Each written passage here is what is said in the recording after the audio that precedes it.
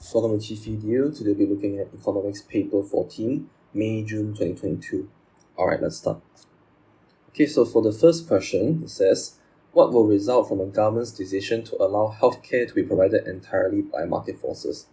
Now, healthcare is actually a merry good, which means that some of it is subsidized by the government. So let's say that's why we have public hospitals and private hospitals. But now the government decided to allow healthcare to be provided only by market forces, which means that it is now entirely a private good. So let's see the options here. A, it says there will be a reduction in the provision of a public good, which is not correct. The reason for that is because healthcare is a merry good, and so it's not a public good. And when the government decided to allow healthcare to be provided entirely by market forces, this means that the government's expenditure on healthcare would actually decrease. So there should not be a decrease in the provision of public good. Instead, there should be an increase. So A is not correct. B, it says all consumers will receive better healthcare, which is not correct.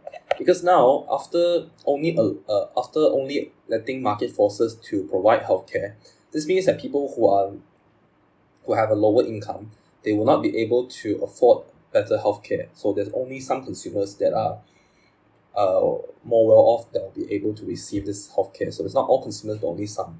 And C, it says market failure will be eliminated in the healthcare market, which is not correct, because market failure will exist because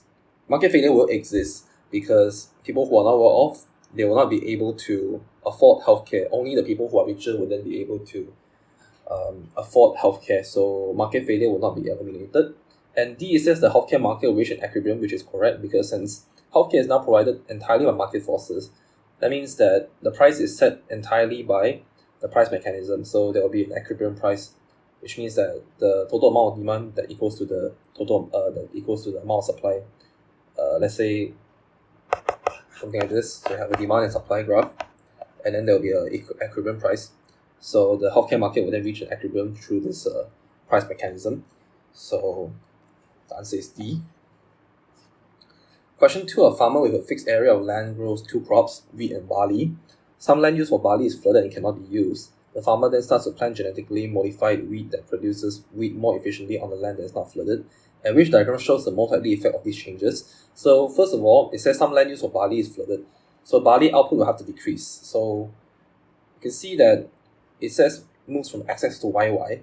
So the possibility here would then be A or C. B and D will be wrong. Because for D, there is no decrease in the barley output.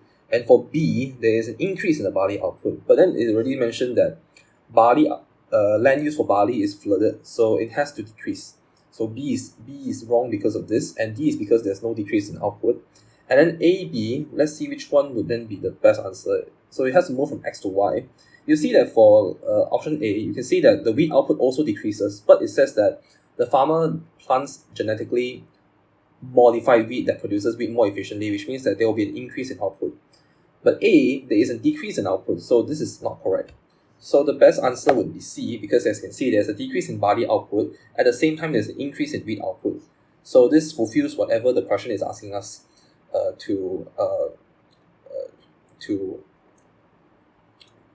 asking us to show the diagram that shows the most likely effect. So the answer will be C.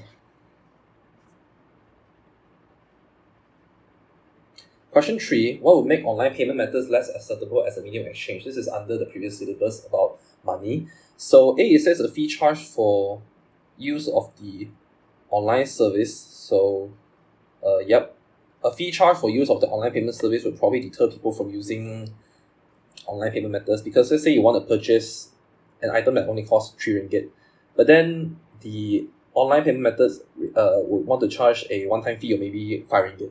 So instead of paying 3 ringgit for that product, you end up paying 8 ringgit. So it's not worth it. So yes, a fee charge for use of the online payment service would result in a less acceptable medium of exchange. Let's look at the other options though. B, it says both high and low price goods can be paid for using the online service, which makes it acceptable as a medium of exchange. People want convenience. C, it says payments can be made at any time of day and night. Again, convenience. D, the online payment service can be accessed through a smartphone. Again, it's basically convenient for people. So answer is A. Question 4, professional gardeners now use power tools instead of hand tools to maintain their customers' gardens, and what can be concluded from this information? Let's look at the 4 options. A says capital has replaced all labor for maintaining gardens, which is not correct. Because professional gardeners now use power tools, there's still labor involved, and then now there's capital equipment involved. It's not like labor has been completely eliminated. There's still gardeners. It's not like machines have now been completely replaced labor. So A is not correct because of this. B says gardening has become more labor intensive, which is not correct. It should be the other way around, because now you have power tools instead of hand tools. So that means it makes the job much easier. And C says land has become more productive, which is not correct. It's not that land has become more productive. It's labor. And D, new technology has been introduced. Yes, the new technology would be the power tools, right? So answer is D. And then question 5, good X and Y are complements and have upward sloping supply curves. What will be the effect on the equilibrium price and quantity of good X of an increase in the supply of good Y? So an increase in the supply of good Y, if there's an increase in supply, so assuming that this would be something like this, so good Y, this would be a demand and supply graph. There's an increase in supply, like this. There will be a decrease in price. So when there's a decrease in price, this means that there will be an increase in demand for the for good X. So when there's an increase in demand, there will be an increase in price. So this would be either B or D. So AC is wrong. And then so this would look something like this, an increase in demand. So the equilibrium price and quantity would then also increase because of an increase in demand. So you can see that, let's say for example, this is X amount, and then the increase in demand results in an increase in price. So then now it's like Y amount. So there is an increase in the equilibrium price and also the quantity. So answer is D. Question 6, a change in which factor would be least likely to alter a consumer's ability to pay for products. So now we are talking about a consumer's ability. So we have to focus on their ability. So A says a consumer's income. This would alter a consumer's ability to pay for products. So this is not the answer. A consumer's taste would not alter a consumer's ability. It's just that the consumer doesn't want to pay for the product anymore. Maybe they want to switch over to an alternative. So this is the correct answer, but let's look at the two other options. C says a change in the price of the product, which is going to alter the consumer's ability. So for example, let's say the good itself originally was at $3, and then suddenly the price becomes $10. So now instead of buying maybe 5, the consumer can only buy 2. So yes, it does alter a consumer's ability to pay for product. And D, a fall in the tax on goods and services would then alter the consumer's ability to pay for product. They can pay for more of it. So yep, this is also going to alter consumer's ability. So the answer should be B. Question 7, what is likely to decrease the price elasticity of supply of a product? And to decrease the price elasticity of supply of a product, this means that the raw material it's not readily available. There's not enough raw material to supply a particular amount of good. And then maybe it requires highly skilled labor, and maybe the product is perishable. Let's look at which one would be the best answer. A says an increase in advertising of the product, which is not correct. B says an increase in the firm's ability to substitute capital for labor. This means that it's elastic, so it's not correct as well. C says an increase in time during which the product can be stored. This would increase elasticity, so it's not correct.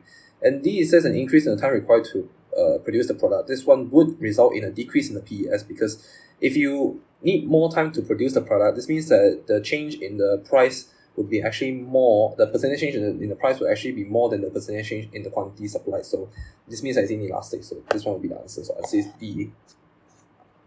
Question 8, SX, SY, and SZ are the supply curves of goods X, Y, and Z.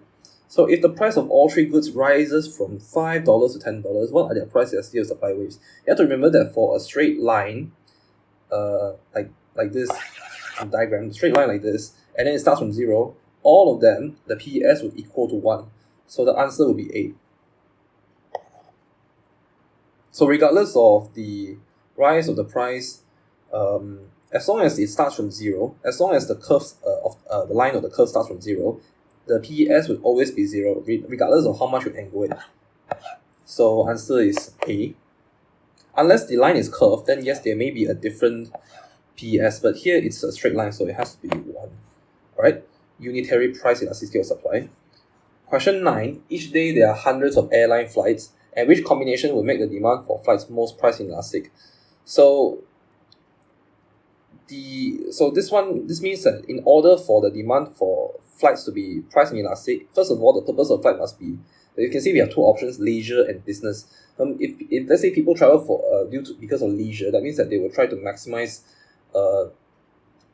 they'll try to save as much money as possible on traveling. So they could choose to not purchase this flight seat, for example, if let's say it's very expensive, because it's leisure, it's not really a necessity. So B and D will be wrong. So it has to be business, because if you want to earn, if you want to make money and all those, you have to go maybe to another country for business purposes. And so for this one, your distance of flight must also be long, because if it's a short distance, you could actually substitute it for alternative means of transport, for example, cars, trains, or buses. But if it's like a very long distance, for example, let's say I'm traveling from Malaysia to the UK, then I definitely need to take an airplane, or probably two airplanes for that matter. So that means that there's only one option, so it has to be price inelastic. So the answer will be A. This would make the demand for flights most price inelastic. And then question 10, the diagram shows the demand for and supply of tickets for a music festival.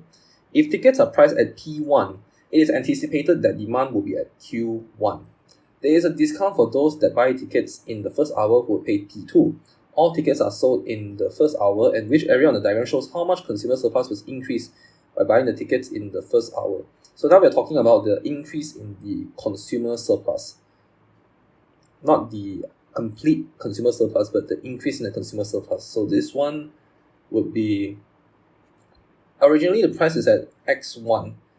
The decrease in price means that it's from P1 to P2, and then the quantity increased from X1 to X2, which is the equilibrium price.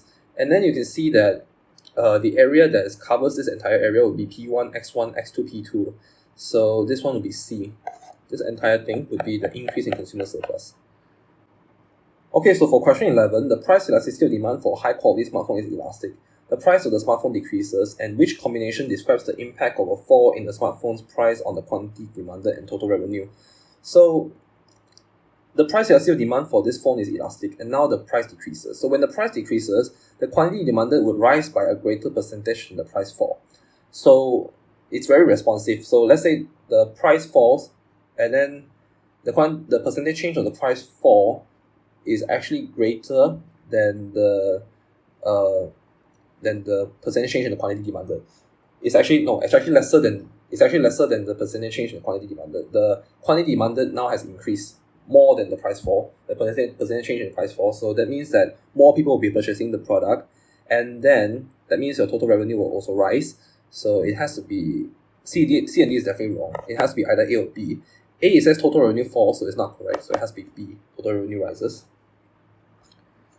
Question 12, when the price of good X rises, total spending on good X rises, but the demand for good Y falls. And what can be concluded about good X and good Y? So when the price of good X rises, total spending rises. So this means that the price elasticity of demand for good X must be inelastic. So A, B is wrong. And then the demand for good Y falls. So this means that they are complements. So if they're complements, that means that they have the XED will be less than 0. So you can see for C, the PED is less than 1, but the cross elasticity of demand for good Y with respect to the price of good X is actually positive. So you can see that for the price to rise, and then it has to be complement, this means that the demand must be a fall, because we are getting a negative number. So C is not correct. The answer is D. Question 13 in the diagram, D1 and S1 represent the demand for and supply of luxury watches. Equilibrium is initially at point X. The cost of raw materials for manufacturing watches rise. At the same time, the incomes of the rich increase, and which point of the diagram is most likely to represent the new equilibrium? So at first, the point is on X, and then the cost for raw materials rises, so it has to be from S1 to S2. And then the incomes of the rich increase, so there's an increase in demand, so answer is B. Question 14, money is paid by the government to an unemployed worker in the form of a benefit. And why is this called a transfer payment? A transfer payment is basically a payment with no production taking place. So A, it says the payment comes from taxes paid by employed workers, which is not correct. B says the payment comes from government savings, which is not correct. C says the payment is made without the production of goods and services taking place, which is correct.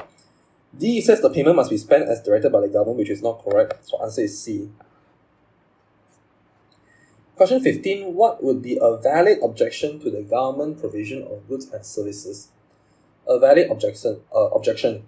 So A, it says that there will be an increase in consumer sovereignty, which is not a valid objection. This means that you are actually supporting government provision of goods and services.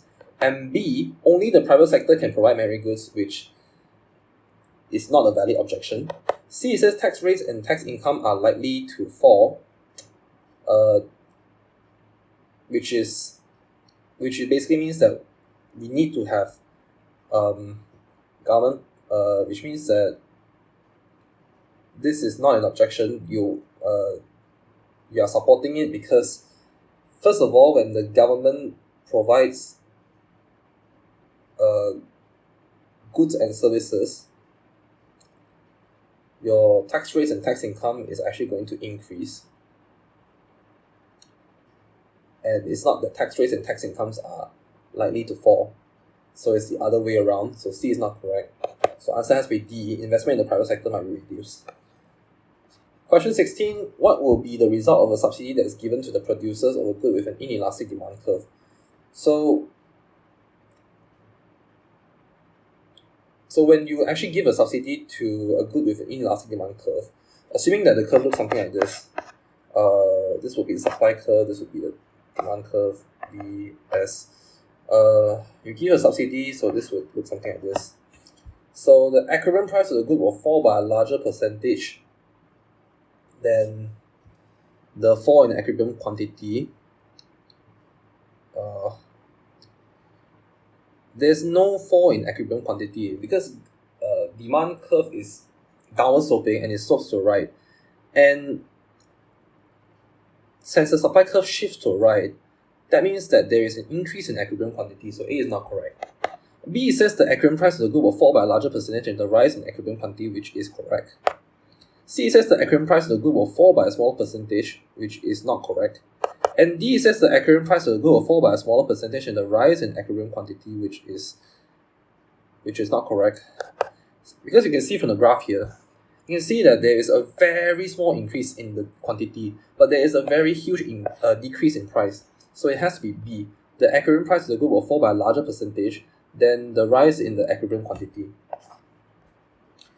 Question 17. The market for good X is in equilibrium. A government then introduced an effective minimum price on good X. And what will decrease as a result of this minimum price? So minimum price would be above the equilibrium. So let's say this is good X. This one would be a Q, this one would be a P.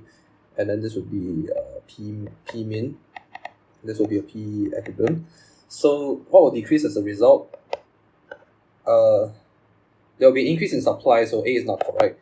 There's no decrease in market price, there's an increase.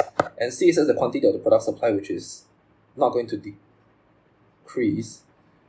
But then there will be a decrease in the consumer surplus because you can see the price now increases, which means that the difference between what the consumer is willing and able to pay and what he actually pays for it is actually now smaller. The area itself is actually much smaller, so there's a decrease in the size of the consumer surplus. So answer is D. Question 18. A government introduces taxes on company profits. A 5% tax rate is levied on all profits up to the first 10,000, and a 10% rate is levied on all profits above 10,000. And how would these taxes be described? So a 5% tax is on all profits up to the first 10,000. So this one means that it is proportional, right? It's proportional, so AB is wrong. And then a 10% rate is levied on all profits above 10,000. So assuming that, let's say for example, I earn $5,000 in profit, I need to pay a 5% tax rate. So now I have $15,000 and I need to pay a 10% rate. This means that it is also proportional as well. So answer is D. Both are proportional. Question 19. Which change will not affect the balance of payments current account? Balance of payments is basically the total transactions of a country with the rest of the world within a certain time period. So A, it says a rise in export and import prices. This will affect the balance of payments current account because of your trading goods and trading services, basically affecting your inflow and outflow. So A is not correct. B, it says a rise in foreign aid flows. This is under current account, so this one is not correct. And then C, a rise in international exchange rate. This will affect the balance of payments because of value, depreciation or appreciation in value. And D, it says a rise in foreign direct investment. This one is not under current account, so answer is D. Which statement correctly describes how an import quota works? So A, it says A is a ban on the import of demerit goods, which is not correct. This one means embargo. This is not import quota. B, it says it imposes strict product regulations on imports, which is not correct. This is not how an import quota works. C, it says it is a unique tax that raises the price of imported goods. This would be tariff. And then D, it limits the quantity of certain imported goods, which is correct. It limits the amount. Question 21. Country X conducts 60% of its trade with country Y and 40% of its trade with country Z. The initial value of the trade-weighted exchange rate index of country X is 100. Again, trade-weighted exchange rate is not in the current syllabus, but it's okay, we can do it anyways. What will be its new trade-weighted exchange rate index value if its currency falls in the value by 20% against the currency of country Y and rises by 10% against the currency of country Z? So, country X conducts 60% of its trade. So, when there's a fall in value by 20%, let's calculate by multiplying this. So we get 48. And then 40 rise by 10%, so we just take 110 over 100 for country Z. So this one will be 44. So 48 plus 44, we will get 92. So answer is C. 21 is C. This is how we calculate it. This one, because of the decrease in value, so now we just take 80% of the value. This one is 20% of value, so now we take 80% of the value. And then we multiply with 60% because that's the proportion of trade of country X with country Y. And then for 40% of trade with country Z, essentially rise, that means it's 110 over 100, so there's a 44% trade with country Z. So 44% plus 48%, we'll get 92%, so answer is C. Question 22, the diagram shows a freely floating foreign exchange market in the United Kingdom for the demand and supply of pound sterling in exchange for the US dollar, and what will cause the downward shift shown. So you can see that dollar per pound,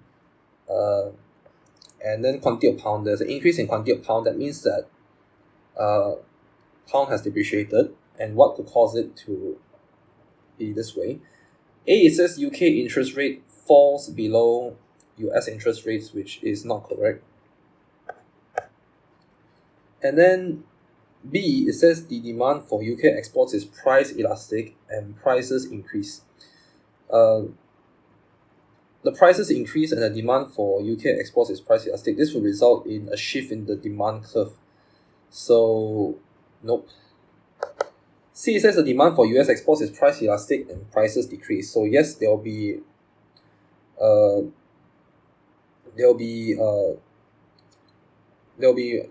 outflow of money because prices have now decreased, and now people will demand for more of the US products, and then now the supply will then of pounds will increase because people are exchanging money from UK pounds to US dollars.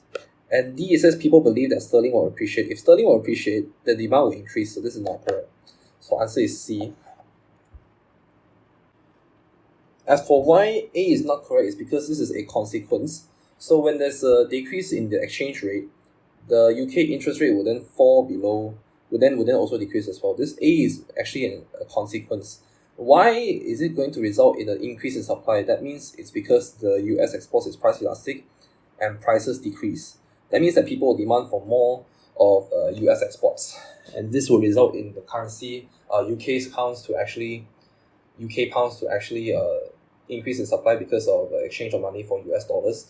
And then A is more of a consequence. So when UK interest rates falls below US interest rate, this is what happens when you can see that this is what happens after there's a decrease in there's an increase in supply for pounds. There will be a decrease in exchange rates. So UK interest rates will then subsequently decrease because of this as well.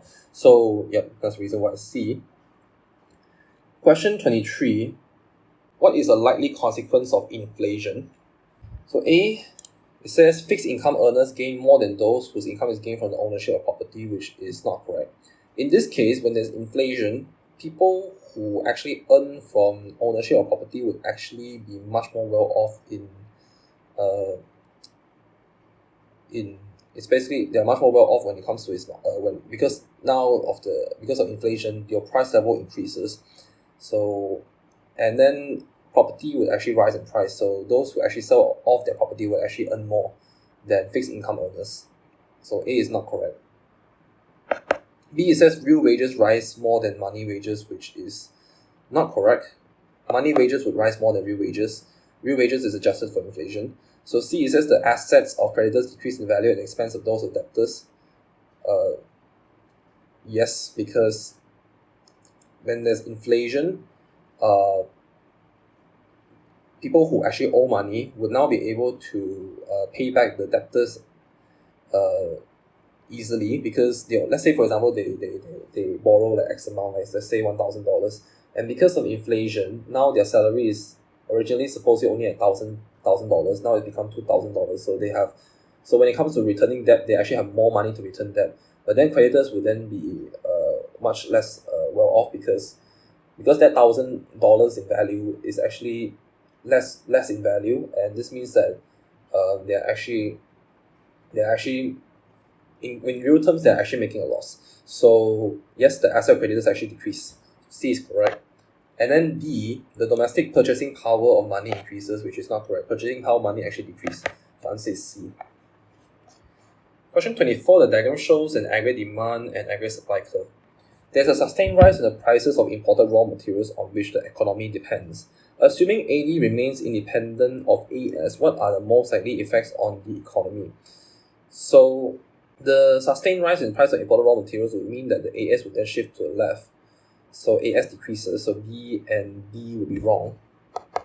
And then because of the decrease in the AS, the price level will also rise, so answer for 24 should be C. Question 25, the currency of country X has a floating exchange rate against other countries. Under which circumstances will the value of country X currency fluctuate the most against other currencies on the foreign exchange market? So this is floating exchange rate. So the PED for the currency of country X would have to be, it has to be inelastic, and then the price elasticity of supply for the currency of country X would also have to be inelastic. So answer is D. Question 26. A country has a floating exchange rate. An increase in which variable in the country will cause its currency to appreciate? For the currency to appreciate, your AD will then have to either shift to the left or your AS shift to the right. So A, when it says that there's an increase in the budget deficit, this will result in an increase in AD, which increases price level, so it's not correct. An increase in the price level will result in a depreciation. C, it says the interest rate increase. Yes, this will result in the currency to appreciate. And D, it says the trade deficit increase, which will also result in depreciation, so answer is C. Question 27. What is an accurate statement about possible causes and or consequences of a worsening in the country's terms of trade? So A, it says it will result from a fall in the demand for its exports, which is correct, because when there's a fall in demand for exports, the demand curve will then shift to the left, resulting in a decrease in price of exports. Yes, this will result from a fall in the demand for exports. B, it says it will result from an increase in consumers' incomes in its major trading partners, which is not correct. It's not related. C, it says it will result in a decrease in interest rates by its major trading partners, which is not correct. And D, it says it will result in an improvement in its balance of trade. It will result in a worsening in its balance of trade because when the let's say the country's terms of trade actually becomes worsened, assuming that let's say the price decreases because of a fall in demand for its exports, you're now actually exporting less than you import, so it will actually result in much worse balance of trade. So answer is A. Question 28. An economy has a balance of payment surplus which it wishes to eliminate. In order to achieve this objective, which combination of policies would be most appropriate? So an economy has a balance of payment surplus. So that means your inflow money is more than your outflow money. So A, it says a depreciation of the currency and an increase in government spending. So this one is not correct. B, it says an appreciation of the currency and a cut in interest rates, which is correct. And C, it says an increase in the money supply and a pay freeze, which is not correct. And D says increases in both direct and indirect taxation. I'll go through one by one why these three options are not correct. A, when you depreciate the currency and an increase in government spending, you could spend for imports, or you can also spend for local infrastructure. Let's say there's an increase in government spending. Mostly the spending will go to building building like new infrastructure for the country. So this means that the increase in government spending would actually result in more inflow of money, and then the depreciation of currency would actually result in the value of you have more of the money in nominal terms.